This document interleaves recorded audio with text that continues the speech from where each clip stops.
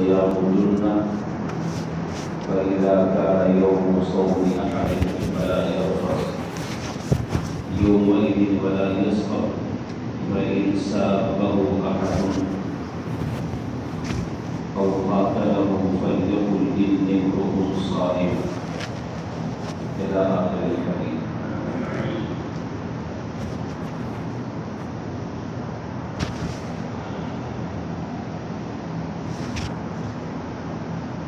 یہ حدیث جو ابھی آپ کے سامنے پڑھی ہے یہ رمضان کی زبردست فضیلت سے متعلق یہ روایت ہے.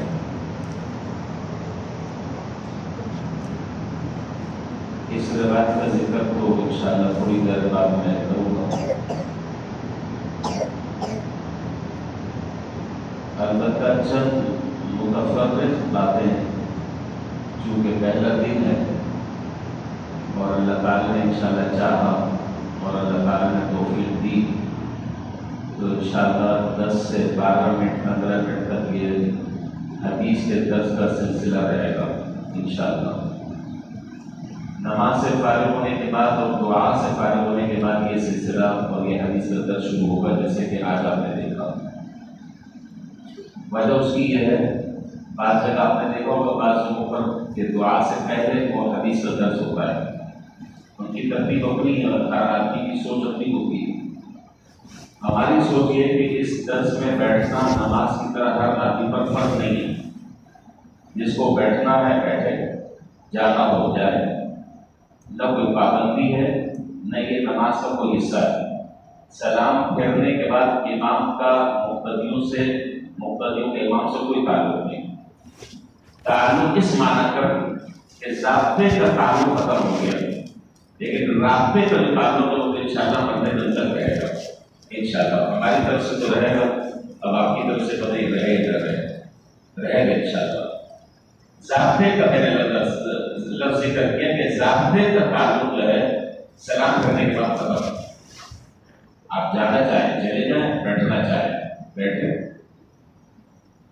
تو اس لیے عمل کی نیت سے کچھ سیکھنے کی نیت سے کچھ حاصل کرنے کی نیت سے اگر ہم بیٹھیں گے رغبت سے شوق سے دل لگا کر باتیں سنیں گے تو اللہ تعالیٰ چاہیں گے انشاءاللہ عمل کی بھی توفیق ملے گی انشاءاللہ. اللہ تعالیٰ مجھے بھی ان باتوں پر عمل کی توفیق عطا فرمائے اور آپ کو بھی. رمضان کا مہینہ اب شروع ہو چکا ہے اور آج پہلا روزہ. 2-3 باتیں اس سلسلے میں مجھے عرض کرنی ہیں. سب سے پہلی بات یہ ہے کہ ہم سب بہت خوش نصیب ہیں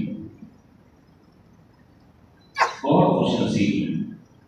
اللہ تعالیٰ نے خوش نصیب لوگوں میں ہمیں شامل فرمایا کہ یہ رمضان کا مہینہ اللہ رب العالمین نے ہمیں عطا فرما دیا. وہ مہینہ کہ جس کے لیے حضور اکرم صلی اللہ علیہ وسلم 2 مہینے پہلے انتظار فرما رہے ہیں. اللہ تعالیٰ سے دعا کر رہے ہیں گڑا رہے ہیں کہ یا اللہ رجب اور شعبان کے مہینے میں ہمارے لیے برکت عطا فرما اور رمضان کے مہینے تک ہمیں پہنچا دے. تو الحمدللہ اللہ تعالیٰ نے رمضان کے مہینے تک ہمیں پہنچا دیا.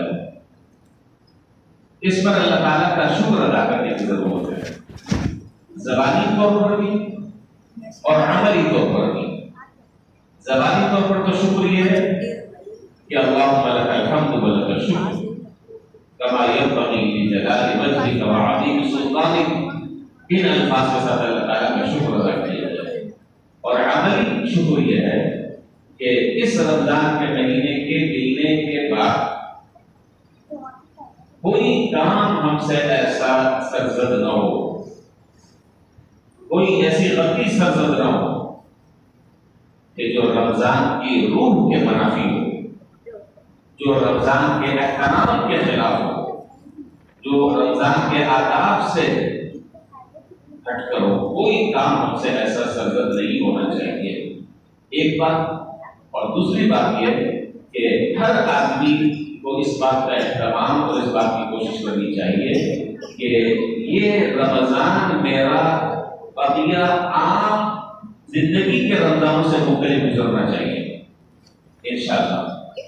یہ رمضان کا مہینہ بھائی زندگی میں جس کی جتنی عمر ہے اس کی زندگی میں اتنی مرتبہ رمضان آیا ہوگا، جس کی جتنی عمر ہے.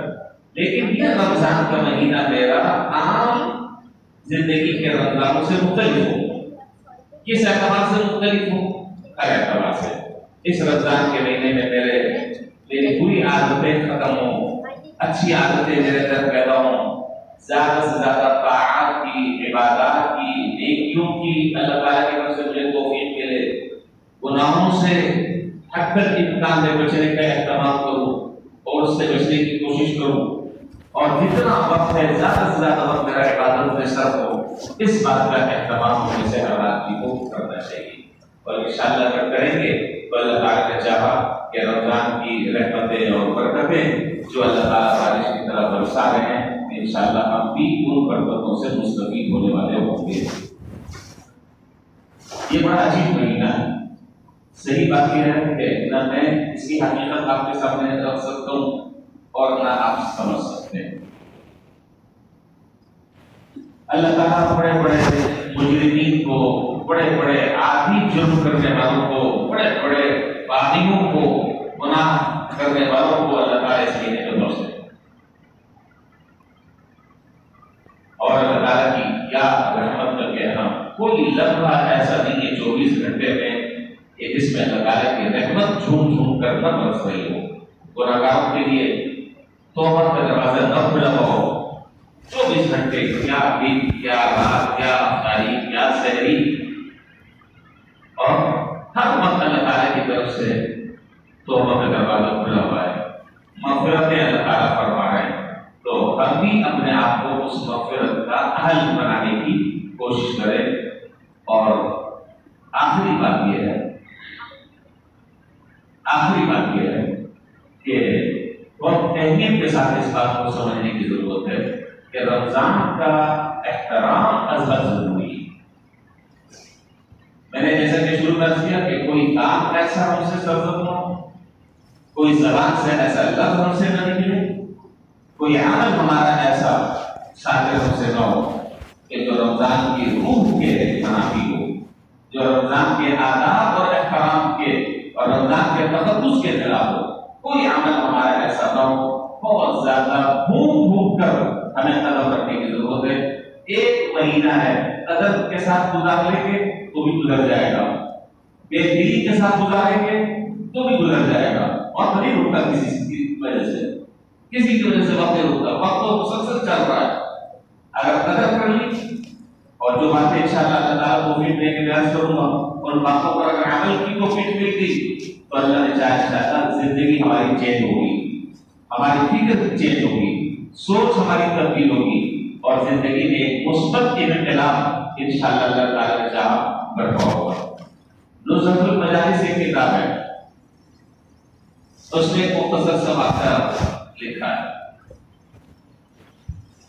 اور واقعہ کہ ایک وقت ایسا تھا کہ مسلمانوں کی اکثریت تھی اور کفار ان کے ساتھ رہتے تھے. اکثریت مسلمانوں کی تھی. ایک مجوسی شخص رہتا تھا. اس مجوسی کے بیٹے نے رمضان کے مہینے میں کھلا کھلا کھانا پینا شروع کیا. ایک دن کھایا، 2 دن کھایا، نہ جانے کتنے دن کھایا. یعنی مسلمان جو وہ روزہ رکھ رہے تھے اور وہ ان کے سامنے روزہ توڑ کھانا کر سب کے سامنے. تو باپ نے جب یہ دیکھا، باپ مجوسی ہے، مسلمان نہیں ہے. باپ نے جب یہ دیکھا تو بیٹے کو سب سست کہا، لان کان کی، برا بھلا کہا کہ شرم نہیں آتی. یہ مسلمانوں کے تقدس کا مہینہ ہے، یہ عظمت والا مہینہ ہے، مسلمانوں کے لیے قابل احترام مہینہ ہے. بات آئی گئی، ختم ہو گئی. اس مجوسی کے قریب میں اور کے پڑوس کے بزرگ رہا کرتے تھے. ان کا انتقال ہوا، مجوسی کا انتقال ہوا. تو وہ جو بزرگ رہتے تھے انہوں نے خواب میں یہ دیکھا کہ وہ جو مجوسی آدمی تھا اللہ تعالیٰ نے اسے جنت میں پہنچایا. وہ جنت کی سیر سپاٹے کر رہا ہے، جنت کی تفریح کر رہا ہے، نعمتوں سے لطف آیا. تو یہ جو بزرگ تھے انہوں نے اس مجوسی سے کہا کہ میاں تم تو مجوسی تھے تم یہاں کہاں، یہ جگہ تو تمہاری ہے نہیں؟ تو اس نے بڑا عجیب جواب دیا، وہ میں جواب آپ کو سنانا چاہ رہا ہوں اور اس نقطے کی طرف میں متوجہ کرنا چاہ رہا ہوں۔ اس مجوسی نے کہا کہ تھی بات یہ ہے کہ میں تو تھا مجوسی، اللہ تبارک و تعالیٰ نے مرنے سے پہلے کلمہ طیبہ پڑھنے کی توفیق عطا فرما دی، اور واقعہ یہ پیش آیا کہ ایک دن میرا بیٹا مسلمانوں کے مقدس مہینے میں کھا رہا تھا، اس پر میں نے ڈانٹا اور غصہ کیا، سخت کہا، تو اللہ تبارک و تعالیٰ کو یہ ادا میری ایسی پسند آئی کہ مرنے سے پہلے اللہ تعالیٰ نے کلمے کی توفیق عطا فرما دی، مرنے سے پہلے کلمے کی اللہ تعالیٰ نے توفیق عطا فرما دی، اور ایمان پر اللہ تعالیٰ نے میرا خاتمہ فرما دیا۔ اب میں یہاں جس نقطے کی طرف میں اشارہ کر رہا ہوں اور ذکر کر رہا ہوں وہ یہ کہ یہ مقام اور یہ عزت، یہ توقیر اللہ تعالیٰ کی طرف سے رمضان کے صرف ادب اور احترام کی وجہ سے اس آدمی کو حاصل ہوئی کہ اس کو اللہ تعالیٰ نے کلمے کی توفیق دے دی۔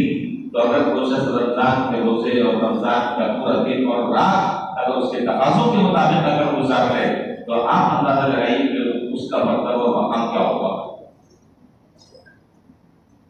کیا اس کا مقام اور مرتبہ ہوگا۔ اگر وہ رمضان کے طریقے سے گزار لے، دن میں بھی رمضان کے تقدس کا خیال، رات میں بھی رمضان کے تقدس کا خیال، وہ کس درجے تک پہنچے گا۔ اور خدا نخواستہ اللہ نہ کرے کوئی آدمی رمضان کا احترام نہ کرے، رمضان کے مقدس مہینے کا لحاظ اور خیال نہ کرے، تو اس آدمی کا حال کیا ہوگا۔ اللہ تعالیٰ ہمیں بنا کے رکھے۔ بہرحال آئے تو ابتدائی اور ترغیبی مختصر سی بات عرض کی کہ اللہ تعالیٰ کا شکر بھی ادا کرنا چاہیے اور ایک ایک لمحے کی قدر کرنی چاہیے اور بہت سوچ کر ہمیں وقت گزارنا چاہیے کہ کہیں خدا نخواستہ ایسا نہ ہو کہ رمضان میں کوئی گناہ ہم سے سرزد ہو جائے، اللہ تعالیٰ کی کوئی نافرمانی ہم سے سرزد ہو جائے، اللہ تعالیٰ کے ناراضگی والے اعمال ہم سے سرزد ہو جائے۔ اس سے ہم سب کو بچنا چاہیے۔ اللہ تعالیٰ ہمیں احترام رمضان کی توفیق عطا فرمائے اور رمضان میں اللہ تعالیٰ اپنی رحمتوں کی اور برکتوں کی اور مغفرتوں کی جو دروازے اللہ